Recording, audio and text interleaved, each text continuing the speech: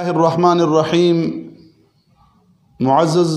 ناظرین و کتن کو عربی گرامر سلسلہ علم الصرف جاری دی راضی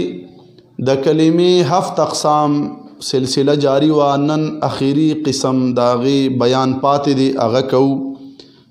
صحیح محموز مضاعف مثال اجوف ناقص دا شپږ شوي دي نن وم قسم دی لفیف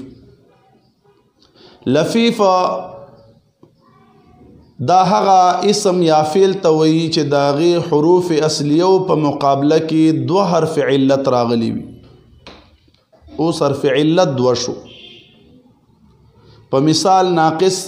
او اجوف کې یو حرف علتو دلته به 2 حرف علت وي بیا لفیف په خپل کور کې په 2 قسمه دی لفیف مقرون او لفیف مفروق لفیف مقرون میم قاف را و نون لفیف مقرون اغی اسم یا فعل توئی چه دا اغی 2 حرف علتا فا عین یا عین لام په مقابله کې یوځای راغلی وي یعنی مطلب دا چې لفیف مقرون کې با حروف علت یوځای پیوست راغلی وي یا به د فا او عین کلمې مقابله کې 2 حرف علت وي یا به د عین او لام کلمې مقابله کې 2 حرف علت وي لکه مثال ګورئ مونږ سره یو اسم دی ویلن فعل په وزن نو ویلن کې واو او یا 2 حرف علت دی بیا فا و عین کلمه مقابله کې دي عین او لام کلمه مقابله کې مثال ګورئ حیا اصل کې دی حیا بر وزن فاعل 2 یاګانې راغلي دي به ادغام شوی دی عین او لام کلمه مقابله کې 2 یاګانې دي حیا ورنه جوړ شوی دی لفیف مفروق دا اغي اسم یا فعل توئی چې دا غي کلمه د عین او لام کلمه مقابله کې عین نه دا غي فا او لام کلمه مقابله کې ګورم مفروق تی فا او عین مو شو عین او لام مو شو لفیف مفروق دا اغي اسم یا فعل توئی چې دا اغي کلمه فا او لام کلمه مقابله کې 2 حرف علت راغلی وي لکه مثال وقایا بر وزن فاعل نو و فا کلمه مقابله کې او یا لام کلمه مقابله کې وقا رستو تینا جوړ شوی دی نو دا لفیف بیان شو راځي وائٹ بورډ طرف ته ځو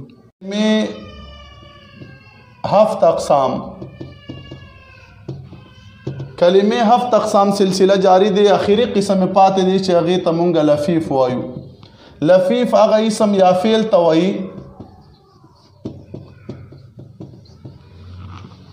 چې داغي حروف اصلیو په مقابله کې یعنی فا عین لام کلمه په مقابله کې 2 حروف علت راغلی وي 2 حرف علت راغلی وي چې 2 حرف علت راغلی وي هغه ته لفیف وایي اوس لفیف مونږ سره په 2 قسمه دی لفیف په خپل کور کې لفیف مقرون لفیف مقرون هغه اسم یا فعل توئی چې داغي فا یا عین یا عین او لام فا او عین تاسې به ولیکو فا او عین یا عین او لام په مقابله کې 2 حرف علت راغلی وي لکه مثال ګورئ تاسو داغي مثال بشي مونږ سره یو با فا و عین والمثال ورکو ویلن بر وزن فعل اب ویلن کې فا کلمه مقابله کې واو او عین کلمه مقابله کې یا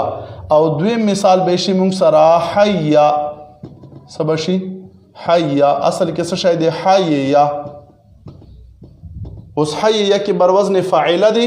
تاسو کتلای شئ چې عین او لام په مقابله کې 2 یاګانې راغلي دي نو دا لفیف مقرون شو لفیف مفروق تبرا شو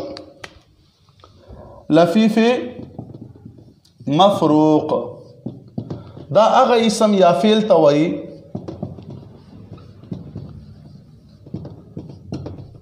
چې داغي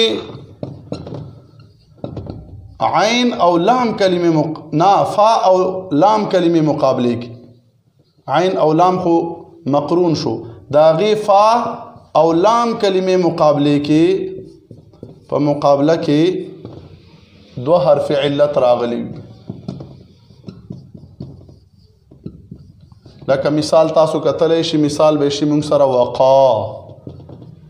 څه به شي؟ وقا. اصل کې څه شی دی؟ وقایا. وقایا. اوس وقایا څه په وزن دی؟ فاعلا. تاسو کتلی شي فا کلمه مقابله کې واو دی او لام کلمه مقابله کې یا دی دو حروف علت راغلي دي لفیف مفروقا. نو دا موږ سره چې دی د لفیف بیان شو، 7 اقسام پوره شو. ذهن نشینه کوي او مخکې دوستان ته منتقل کوي.